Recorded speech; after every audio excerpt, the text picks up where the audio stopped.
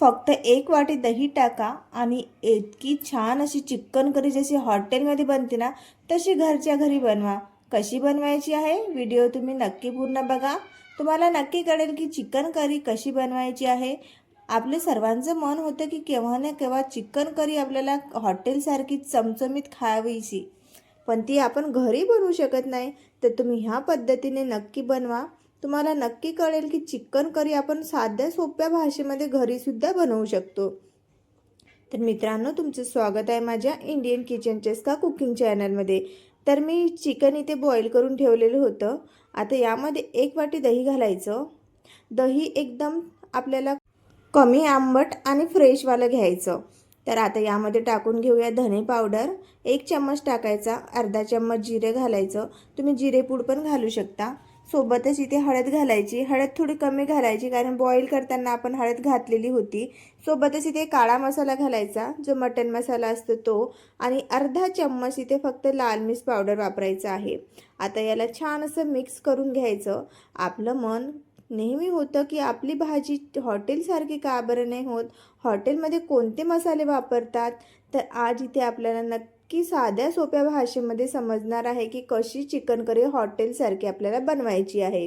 तर चला मिक्स करून छान साईडला ठेवून देऊया। एक कढई घेऊया, कढईमध्ये जेमतेम 2 मोठे चम्मच तेल घालायचं आणि यामध्ये आता कांदा घालायचा मधामधून कापून।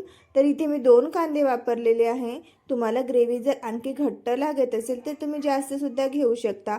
सोबतच इथे मी कोथिंबीरच्या काड्या घेतलेल्या आहे, थोडं मी अद्रक घेतलेलं आहे, 1 टमाटर घेतलेला आहे ज्याला मी मधामधून काप करून यामध्ये टाकून घेतलेला आहे। लाल मिर्च घ्यायची 4 ते 5 आणि लसूण पाकळ्या खूप साऱ्या घ्यायच्या।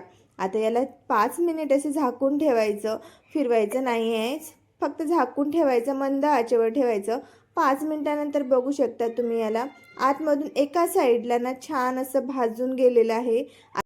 आता याला मंद आचेवर थोडं परतून घेऊया खालीवर करून आणि सर्व मसाले आपले भाजून जाईल असे आपण याला करून घेऊ। 5 मिनिट ठेवायचं आहे, नंतर गॅस बंद करायचा आहे आपल्याला। गॅस बंद करून याला थंड करण्यासाठी आपण साईडला उतरवून ठेवूया। जेमतेम हे एवढं थंड झालं पाहिजे की आपण मिक्सरमधून जेव्हा काढतो ना तर हे गरम नसायला हवं, नाही तर गरम जर आपण मिक्सरमधून काढलं ना तर ते उडण्याची शक्यता असते। तर बघा कांद्यावरचे जे एक एक साल आहेत ना ते अलगद निघत आहे, म्हणजे आपला मसाला हा पूर्ण असा बरोबर झालेला आहे। तर याला मिक्सरच्या भांड्यामध्ये घालून घ्यायचं, तेल नाही घालायचं, तेल काढून घ्यायचं त्यामधलं। सोबतच यामध्ये थोडं पाणी टाकायचं, जास्त पाणी नाही वापरायचं, आणि याची छान अशी ग्रेव्ही करून घ्यायची। आता दुसऱ्या कढईमध्ये तेल घालायचं, जेवढं आपल्या भाजीला तेल लागतं तेवढं तेल टाकायचं, कमी जास्त तुम्ही करू शकता। आता यामध्ये अर्धा चम्मच जिरं आणि अर्धा चम्मच आपण यामध्ये राई घातलेली आहे। छान तडतडू झाली की मग यामध्ये आपली ही ग्रेव्ही टाकायची। आपण कोणतीही भाजी असो काहीही असो आपण बनवतो ना तर आपली ग्रेव्ही ही चांगली असायला हवी। ग्रेव्ही जर आपली चांगली झाली ना तर आपल्या भाजीला चव ही आपोआपच छान येतं। तर आता इथे मंद आचेवर आपल्याला ग्रेव्ही छान भाजून घ्यायची।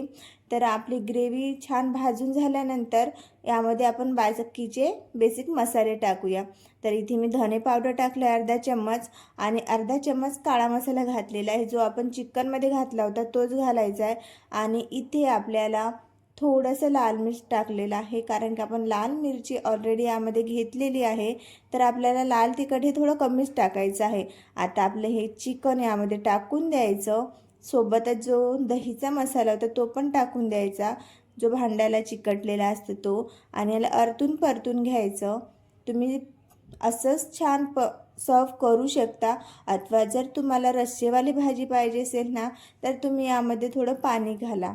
तर यामध्ये पाणी तुम्ही तुमच्या हिशोबाने घालू शकता, कमी जास्त। तर इथे मी थोडं पाणी घातलेलं आहे कारण चिकनची भाजी म्हटलं तर थोडी ना ग्रेव्हीवाली रस्सेवाली छान लागतं। आता यामध्ये मीठ घालून घेऊया चवीनुसार आणि खूप सारा कोथिंबीर घालून घ्यायचा। कोथिंबीर घातलं ना तर आपली भाजी खूप छान दिसायला लागते आणि चवसुद्धा छान येते।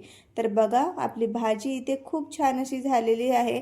एक उकळी येऊ द्यायची, कारण इथे आपण बॉईल चिकन वापरलेलं आहे म्हणून जास्त याला उकळी येऊ द्यायची गरज नाही आहे आपल्याला। आणि आपला ग्रेव्ही पण छान अशी भाजून गेलेली आहे।